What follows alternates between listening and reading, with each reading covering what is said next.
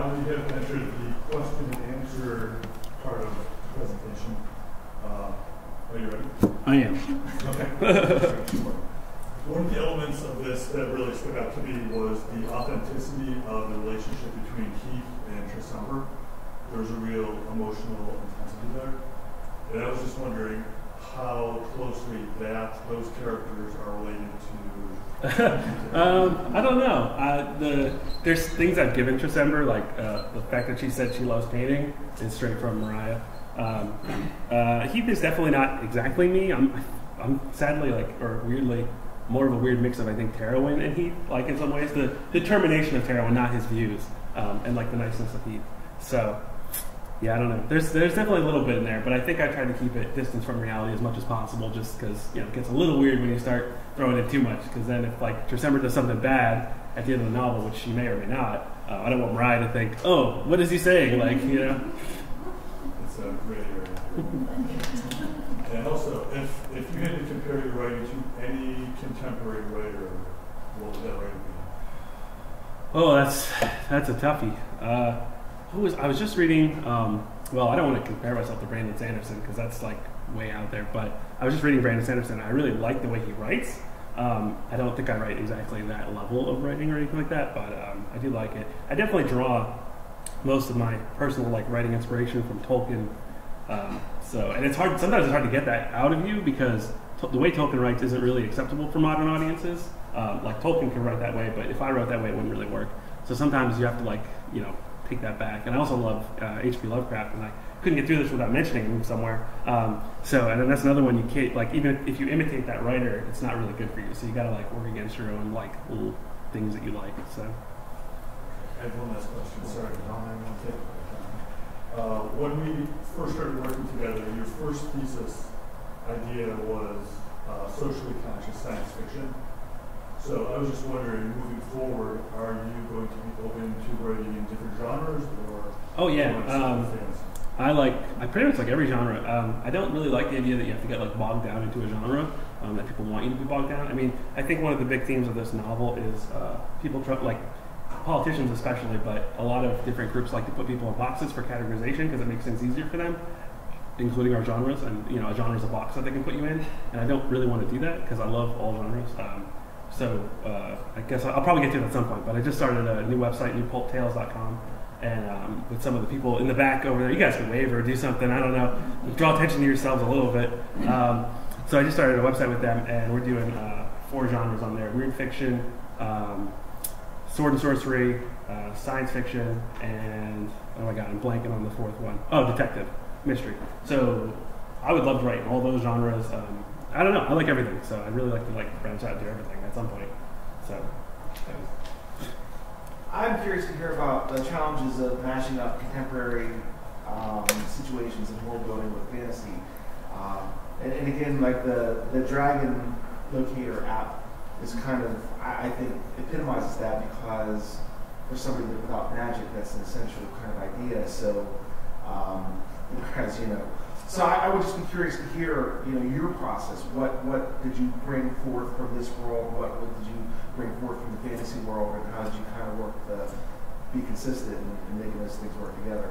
Well, when I started the story, which was I think 2014-15, give or take, I had this great image of a dragon atop a skyscraper, and I just thought it was really cool and iconic, and instantly stood out as a book cover to me, and I thought that was just the coolest thing. And the other thing was I loved Tolkien, and I loved Game of Thrones, which was on. I mean, it's still big, but it was huge at that time. I love both of those, but I was like, why hasn't anyone done that kind of story, that universe, in a modern day setting? And even when I did research into it, there's urban fantasy, but that's very different. You're bringing the mythic stuff into the modern day, but it hasn't grown up. And this is a universe separate from ours that's grown differently. It just happens to be very similar to Tolkien's world with elves and dwarfs and stuff like that. So I think I've lost your question along the way there. I hope I answered some of it.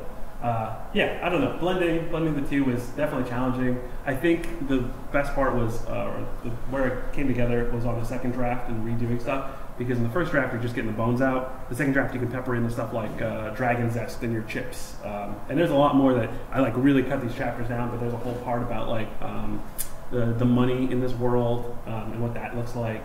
and different kinds of magazines. Like there's a humans magazine that's about humans, and it's like dwarfs on the go. So fun stuff like that. Like it's really cool for world building. I would like to hear you talk about your journey in the program as a writer. I'd like to hear you talk about your strengths and then some of the challenges that you faced. Oh man. Well, first, before I get into anything, I guess I would want to say that like I love this program so much, and it really, you see in movies a lot. The kid goes to college and finds his clique in college, and when I went to college, I was expecting that, and I did not find that at all. I found two people that I kind of got along with, and then coming to Seton Hill is just so crazy because literally every person in the program becomes a friend on a weird level because you automatically have writing in common, and that's like a different language.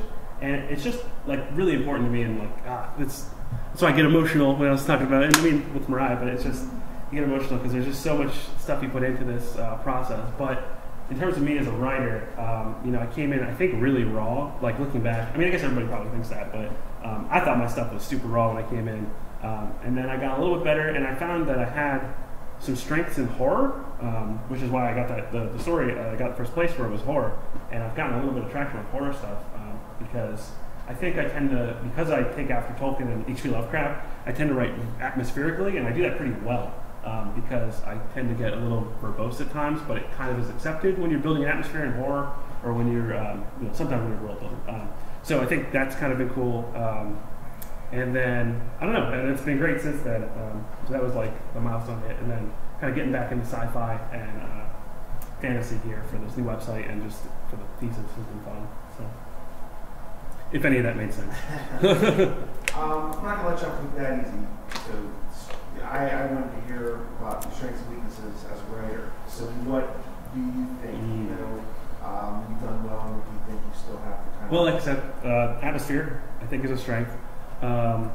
Weakness is definitely grammar. I think a lot of people would say that, but I definitely, I don't want to say that middle school failed me, but it maybe failed me a little bit. Because, I really had to reteach myself a lot of grammar in my first semesters here. And so a lot of my pages were really raw because I was like, I get advice and I don't even know what that means off the top of my head. It's crazy, but I had to go do a bunch of research. And then by the time I got to Jason, I think I had a little bit more of that. But then even Jason was giving me tips on grammar. So that was big, so I still wanted to, I gotta stay on top of that and not lose that. Because the other thing is, if you don't use that stuff a lot, and if you don't pay attention to what it means and what you're doing with it, you're gonna lose that. So staying on top of that is important. I don't know, other strengths, I think I'm actually oddly good at characterization. So, and plotting in general. The novel, one of the reasons I think it was rough to submit the early stuff for this novel was because I had it all plotted, but I really focused in on the ending. I had this really crazy ending that I loved, and I couldn't wait to get to, but getting there was rough. But my character arcs, throughout, were always designed to have change, and I think that's good. And I think some writers, for some reason, don't realize that you need to have characters that change. So I think all three of my characters in the novel go through fundamental changes. I guess Terwin does the least, but even he has his moments. So. I have one more for now. That's okay. You mentioned the image of the dragon of the skyscraper. And that actually, a question I was going to ask you is to describe your process from conception to the page. And that was actually, I thought, pretty good. But could you elaborate on that? Yeah. Or even talk about other stories that are not your thesis, how you've gone from conception to page. Well, like I said, for this one, it started with that picture, and it started with the question of what would Tolkien's Middle Earth look like in the modern day. And then it was just fun. I did a map for this one, which I passed around. And then when I did the map, what was fun is then I could point to different sections and be like, okay, this is where the elves came from, and this is what their history is here. And I wrote out their history. And this is what the dwarves came from, or this is where the dwarves came from. This is their history, and this is how they came together, these people. And I really built it from the ground up for there. Because I knew that if I was going to jump into this novel, the thesis, a fantasy world in the modern day, I needed to know the past. I couldn't just start in the modern day. There's just too much to fill in. So I did, 20 pages of history, which is still pretty bare bones, actually. And then I jumped into the real stuff. And for horror and stuff like that, I think most of my good horror ideas come from work or working environments. I did one that was based, which actually I think Paul did the workshop for. I haven't gotten edits on it yet, but one of the first stories I did was a horror story about working at Amazon in the distribution warehouse, and that was just straight up like what I did, which was horrifying. And then I just had actually just had a nightmare the other night that I turned into a short story that I posted on the New Pulp Tales website the other day. So I think nightmares are a good source of horror stories. But a lot of times it's just like almost the Black Mirror things, like from the show. Like, you know, Black Mirror takes kind of common things or things that are like a little weird and then twist them. I do that with the horror a lot, and I'll see something like at work or throughout my day, and I'll be like, you know, it'll be really twisted if I took it in this direction, you know. So that's how I do that. At this point, we'll open up to question. Anybody have anything they'd like to ask Jeremiah? Eric? You mentioned having ideas for future stories on this based on some of the side characters in this story. What do you see yourself doing next? Well, I mean, I'm definitely working on the New Pulp Tales stuff, and I'm doing the different stories I'm doing for that.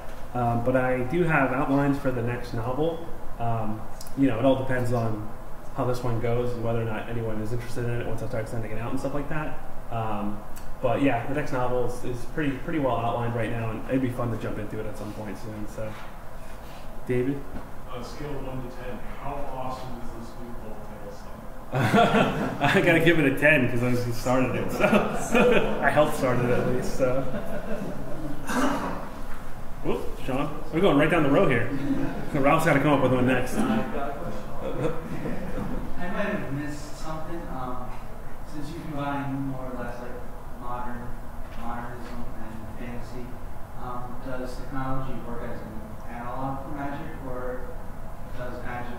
That's a good question. Somehow find some way to coexist. So one of Terwin, the elven antagonist's big peeves is that technology has replaced magic in a lot of places because dwarves and humans. Okay, we're gonna do a deep backstory for a second here. So essentially, in the world, all the races kind of got along pretty well. The elves are the only one that can do magic. They're it's kind of it's intrinsically linked to them in nature because they're kind of a part of nature. So they have this magical ability. But they left for about 200 years because, like in Tolkien's novels. They thought there was a magical, mystical island out in the sea that was as undying as they were. So the elves were like, "We're gonna, go to paradise, and you guys can have fun with this world." So in their absence, humans and dwarfs really had to, get down and do technology. They started to build steam engines and all that kind of stuff.